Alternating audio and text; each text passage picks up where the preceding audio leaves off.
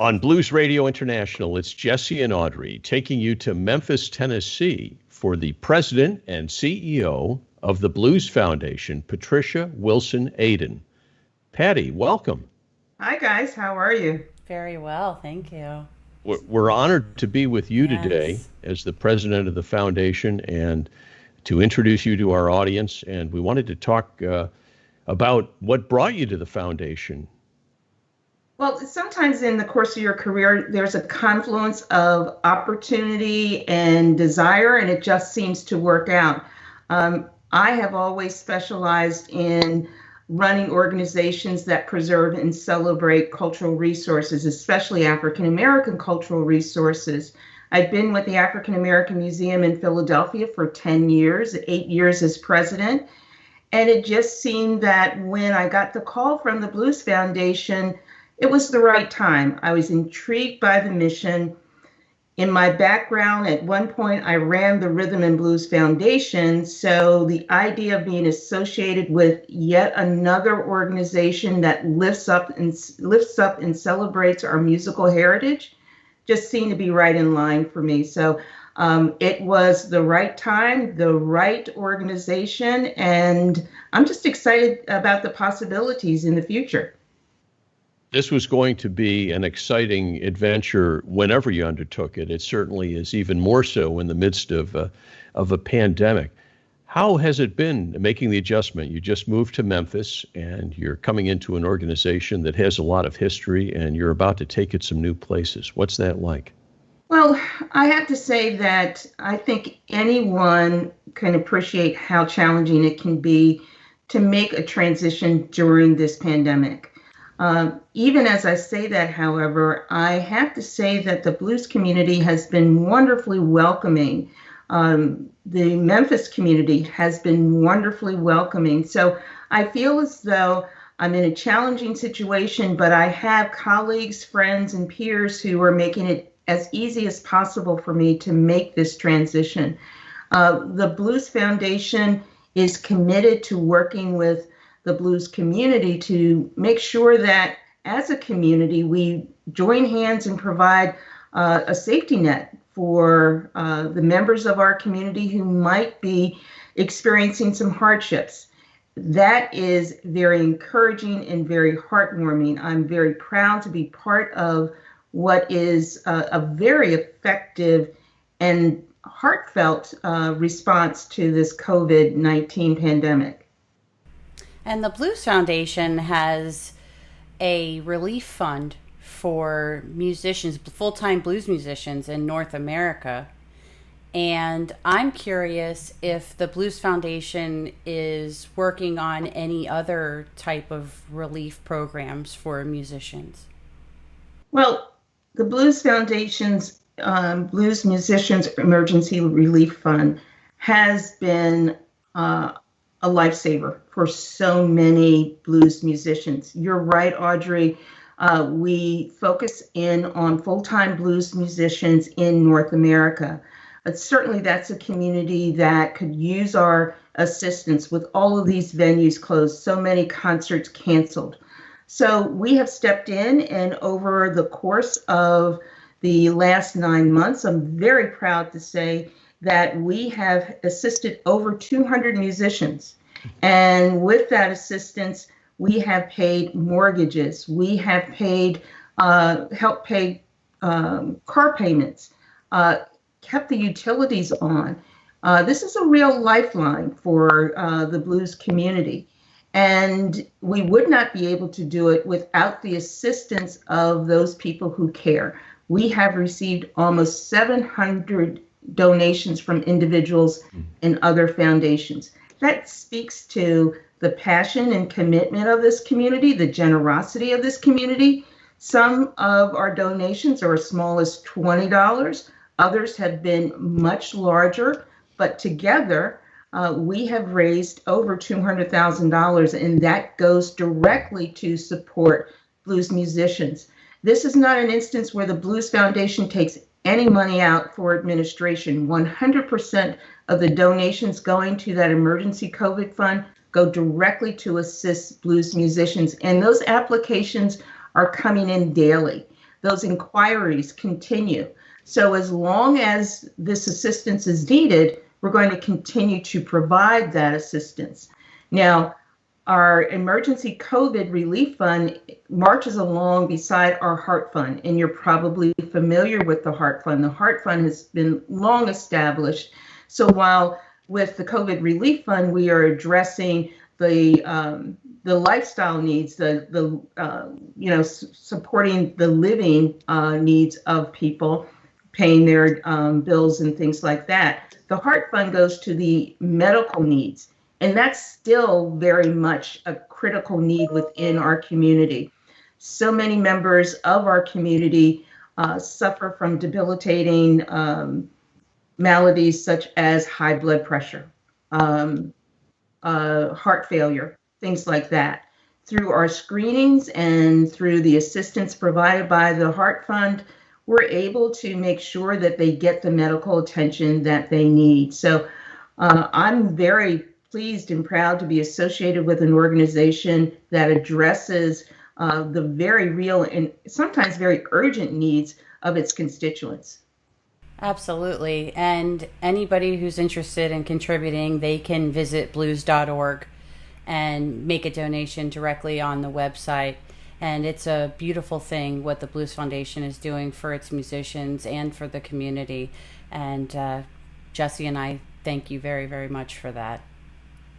We're very appreciative of any time we have the opportunity to share that story. It is available to anyone at blues.org. You can go on site and just press a button and make that donation. There are two other aspects that I think people should focus on. First, as you point out, Patty, 100 cents of every dollar goes to musicians, and it actually goes to pay bills. So there's no question about where the money's going and that all of it's getting there. And on top of that, it's tax deductible. Unlike many ways that you can give, the government's giving you a piece of this back, which you can use to tip musicians or to make further donations. So it's a great project, and we appreciate all the work that went into it. I'm sorry. Well, I'm especially glad that you brought that up, Jesse, because at this time of year, a lot of people are thinking about their end of year giving. They want to make sure that they make the donations before December 31st for tax purposes. So I do hope that they keep in mind that the Blues Foundation provides an option that has a meaningful impact for the blues community. I hope that everyone who's watching this has become a member of the Blues Foundation, but I know at least a few of you out there haven't, and I would encourage you to join us, because for a very small sum of money, for what you didn't pay to go see live music this month, you can be a member of the foundation and support the great work that is going on. And Patty, aside from the pandemic, which is an incredible challenge, which you've just addressed, what do you see as the challenges going forward with the Blues Foundation? Well, the Blues Foundation, I believe, has to be central to growing the blues community and diversifying the blues community. I think the blues have to be understood as an evolving musical genre. And sometimes people think that the blues is dated music, it's old music. Well, it's not. We have some wonderful young musicians and not so young musicians who are really pushing the music forward and developing new music, all while respecting the integrity of the blues tradition. So I think one thing that we want to really prioritize is lifting up the blues, growing the blues audience, reintroducing the blues to some people and introducing it to others. We also want to connect with that younger generation, and we believe that an education initiative is absolutely necessary, especially as we consider African American youth and youth of color. For them to know that this is a meaningful part of their heritage, we believe will bring new appreciation of the blues, new listeners to the blues, but it also helps them understand their history. So we're really going to be focusing on an educational initiative as well, making those contacts and those connections with young African American, young people of color, young people everywhere, because we believe that the blues has a message that all of those children can benefit from. We also want to make sure that people are aware that we have a very, very rich collection of memorabilia, historic objects associated with the Blues Hall of Fame and Museum at the Blues Foundation. So we want to make sure that we continue to collect those things that are associated with our blues heritage, recordings, interviews such as the ones that you've done, Jesse. We believe that this is all part of our mission to preserve blues heritage, and we want to be very actively engaged in that process.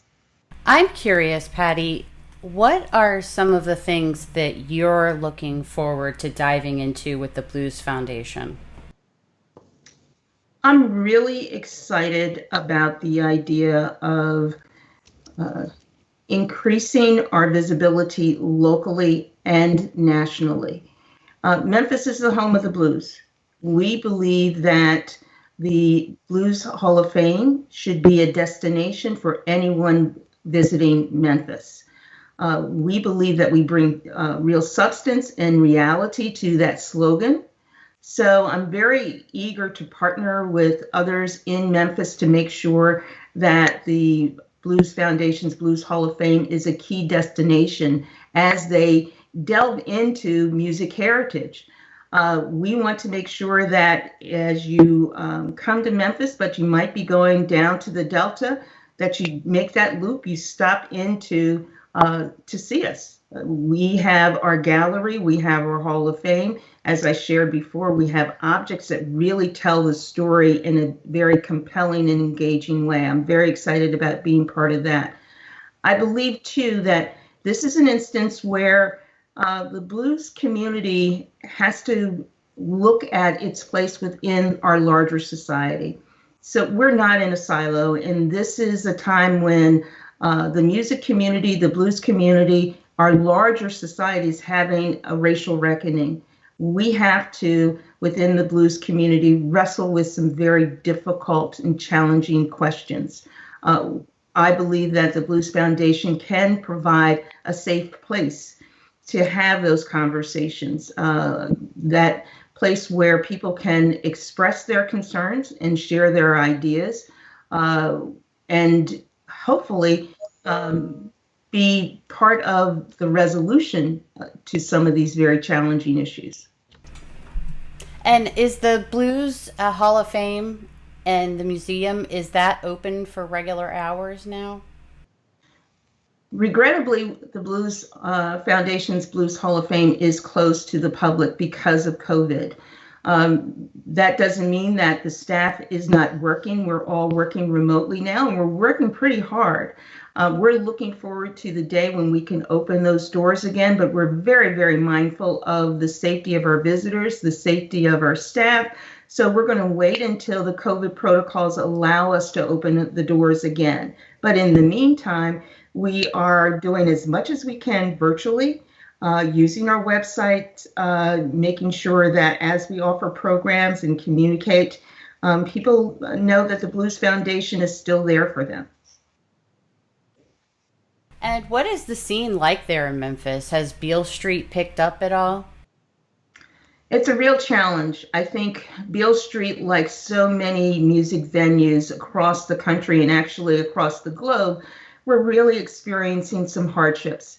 The venues are trying to be creative. You see more and more of them offering outdoor opportunities. People still want to hear music. Music heals during the most difficult times. So there is an appetite, there is a desire for people to find opportunities to listen and to engage in musical experiences. But I have to say that Beale Street, like so many other venues, is feeling the hardship that comes along with the COVID-19 restrictions. We're just so pleased that whenever they can, we're finding that the broader community wants to be supportive. They are going to those outside concerts. They are, when there's a restaurant attached to the venue, they're trying to support the restaurant. People are aware that it's very important to keep these folks employed, and they're trying to do what they can, and we appreciate that.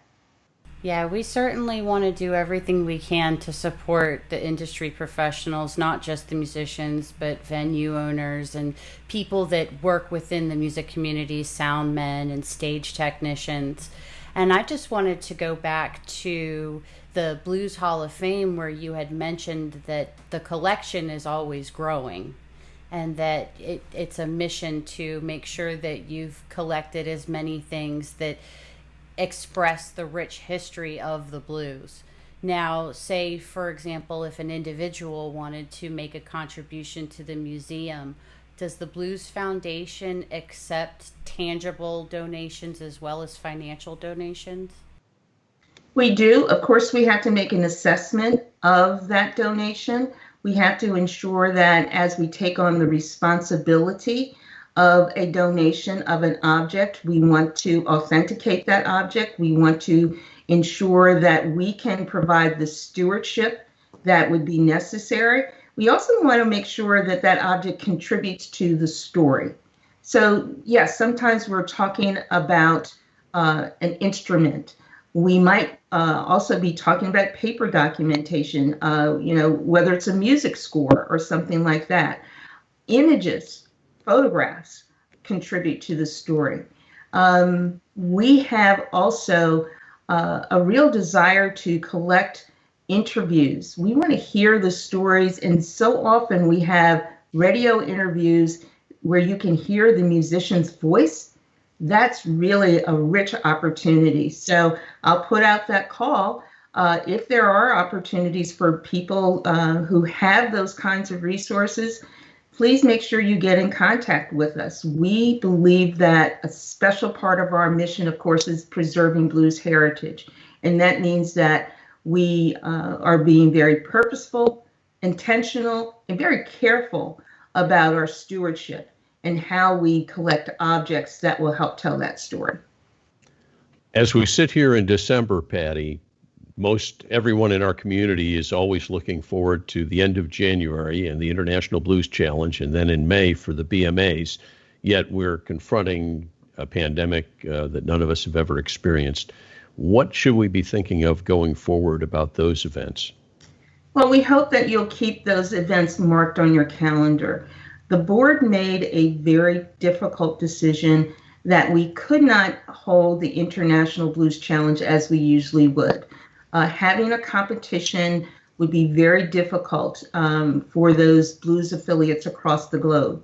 But we don't want to lose a year as we celebrate the blues and bring our community together with the International Blues Challenge. So what we're hoping to do in 2021 is to have a virtual IBC, a virtual International Blues Challenge. But rather than the competition, it will be a celebration. It will be a look back at how our community has come together, how those competitors have reached their aspirations by participating in the competition.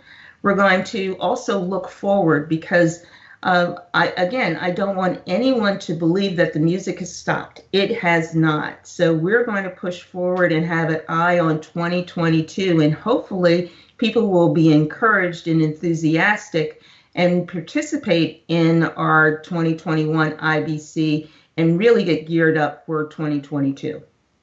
And I think we have the exciting element when we do these virtual events, Patty, that we can really bring to a much broader audience than could ever come to Memphis in January or ever be at the BMAs in May. We can really bring the world to the table here, and it's a great opportunity for the foundation as well. So we look forward to that. You're absolutely right, Jesse. This is what you call making lemonade out of lemons. We can't come together in person, but the benefit that we have with a virtual presentation is that we can go beyond the bounds of Memphis. We had a virtual BMA program in June, and what we found was that our audience went far and wide. And so as we look to 2021, we're hoping that we'll have that same kind of international experience where the numbers demonstrate that the blues are appreciated as a global phenomenon, not just something that happens in Memphis. Well, thank you very much for joining us today, Patty, from Memphis. And it's such an honor to have you as president and CEO of the Blues Foundation. Audrey and I look forward to working with you and helping you in any way we can. And we look forward to very great things happening in the near future.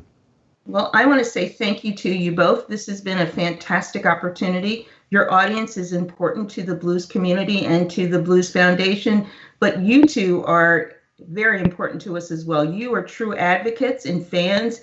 And so I appreciate any means of support that you've been able to provide. Thank you so much.